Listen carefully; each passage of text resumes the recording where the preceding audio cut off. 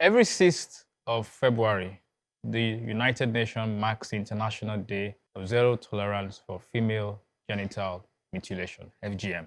In Nigeria, this is not a fringe issue. It's actually mainstream. According to the UNICEF in its 2024 survey, Nigeria is one of the 10 countries that made the strongest progress in terms of FGM. Prevalence among adult women between the ages of 15 to 49 is now estimated at 15%, down from 20% in 2018, while prevalence among girls from 0 to 14 years old dropped sharply from 19.2% in 2018 to 8%. This is encouraging and it shows we are making progress.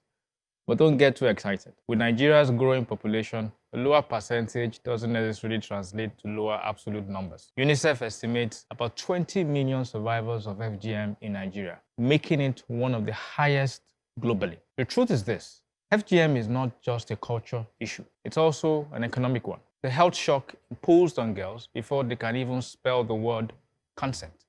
It increases complications that drive up household health spending, reduces productivity, and deepens poverty, especially when access to quality maternal care is already fragile. According to the WHO, treating complications of FGM costs health systems an estimated $1.4 billion per annum globally.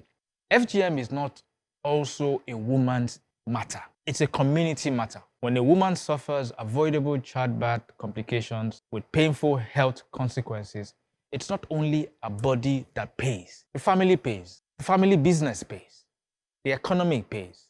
The husband pays through emergency bills, lost income days, trauma in the home, and sometimes the quiet collapse of intimacy that can't be put in a spreadsheet.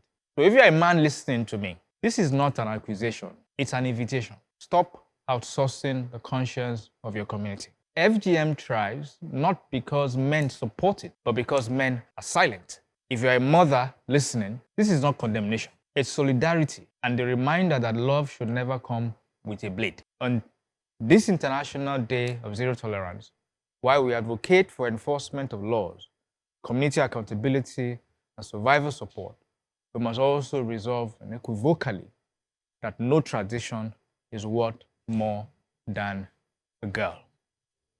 No truer words. No tradition is worth more than a girl. I think that community engagement especially has got to be increased.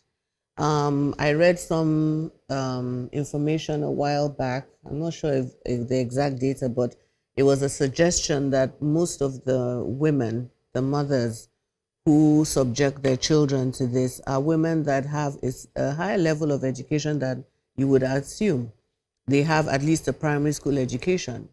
And when it comes to certain parts of the country, Nigeria, where it happens, there was a lot of, I don't want to ignite any religious debate, so I'm not even going to mention the religion or the but it was, there was a high level and it was based around the religion.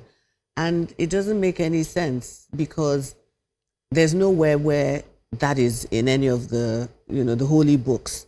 So I think there's a lot more engagement that has to happen, even where you say there had been a drop in it. The mothers and grandmothers who advocate for this, who push for this, not only for the young girls, for brides in some parts of the country, brides are subjected to this. They have to be educated about this. I met a young woman some time ago. Her mother is a nurse. Her mother is a nurse. And her mother put her through this. Her mother told her that all her cousins, everyone had gone through that. And she told me that a lot of women in her area as well, when they are ready for marriage, also go through this. So we have to continue that community engagement, continue telling women, teaching them, showing them that this is not something that just happens. The psychological and physical scars continue for a lifetime. You've just said it. It's not only, this is done and then that's it. You curb promiscuity, which is what a lot of people say.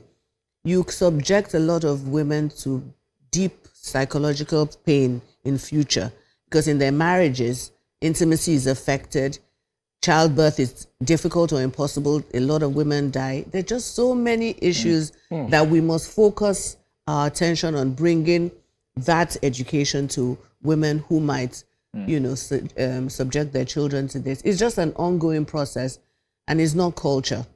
I get very uncomfortable when we have conversations like this. If you guys notice, I'm always just like moving around because I think sometimes we forget that the blocks of society is so important that whatever it is that we ignore affects everyone, right? So we wait for something to happen before we start reacting. Yeah. I want to ask a question.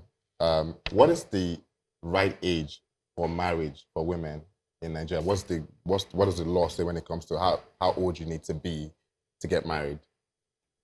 Which of the laws? But I think there are Doesn't it vary state to So state? you have Which the of the criminal laws? code in Yeah, the, and then in we have the the- south, you have the penal code. Yes. So we have different laws in different states.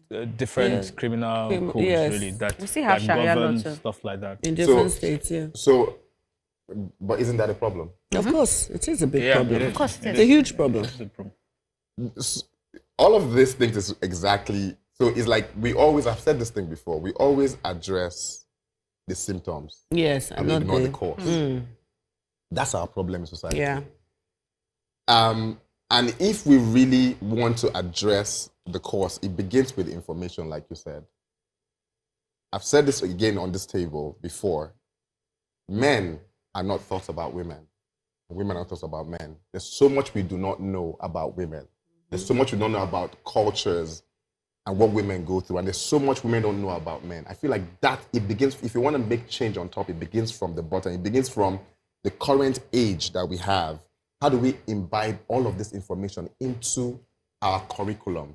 Where people really understand what the current state is, what we need to, and the effect of the current state, and what we need to do to change it, and why it needs to change. Because why is a 13, 12 years old eligible to get married in some part of Nigeria? Why? Yeah. That's a baby. Their brain is not even fully. They don't even know what's happening. They might even be at the event and think that they are just there to eat rice. Yes. And that entire event for them. Yeah. So I think there's so much in the building blocks of our society that if we don't fix it, we will keep coming to this table and keep having this conversation and nothing's going to change. When I say to people that Nigeria is not a secular state, they want to stone me. And I said, go and read and study our constitution. Come back and tell me if Nigeria is a secular state. And like she said, I don't want to throw bomb to any religious conversation. However, this FGM in Nigeria especially is primarily driven by a kind of deeply rooted cultural belief system powered by religion. Because, sir, I don't even understand how you want to feel by touching an 18-year-old girl. I don't know. I'm talking for myself now. Let alone 12, 10, 13. How? From where? And you deceive them that it preserves virginity. You deceive them that it makes you marriageable. How many of them have married with their conscience, with their happiness, with their joy, wholeheartedly that, yes, I am getting married? So I think we need to go back to the root and address this document that governs each state or each zone. We need to. If not, you see, Yoruba, my mom will say, Inbo, I will land daddy. Don't worry, I will interpret. Please do. That is falling from the sky. Hey, you better put a net, or else when it falls on you, it will affect your neighbor. We need to quickly, we are saying, look at some insecurity measures that started how many years ago. Oh, it cannot get to Southwest. It cannot get to Southwest. Look at the reports today. So I think we need to quickly get to the root, and maybe we have to face the policymakers and let them know that it is risky. But I would say that community engagement you mentioned is very important. That engagement is important because the cultural norm and the idea is this is how we have always done it. Some of them, it's not even religion, it's just that they did it to me, I have to do it to you. And most times it's the women that are the champions of this act, right? Because they are the custodians. They are the ones that will drag the woman and say, you have to do it, you know. So we need to engage. It has to be on different level, from yes, the higher media to the lower media, radio, community, town hall Town meetings, criers. town criers for areas Traditional that rulers. The everything. traditional Yeah. rulers. We have to come Religious together to have that leaders. conversation. And the VAP Act, I think, Yes. makes this illegal. So we It have has been. a law for it. The question is always in enforcement. Enforcement. Right? I know that this act has also been, it's gotten to some states, most states really, right? But the point is enforcement. So everything has been said, but that engagement, because sometimes it's a psychological issue. It is. When you have lived your life a certain way, you think that that is the best way to live. There is nothing better. They don't even know the disadvantages of what they are doing, that they themselves are currently experiencing, and they just want to keep on. Because we also have that mentality, because I trek to school, my children too must trek to school. You know, that kind of behavior. So If it doesn't add up, then you must interrogate it. For example, the fact that love should never come with a blade. Right, Binga? There are many things about the Nigerian equation that don't add up, Yinka. As they say, the math is not mathing at all. But we keep hope alive.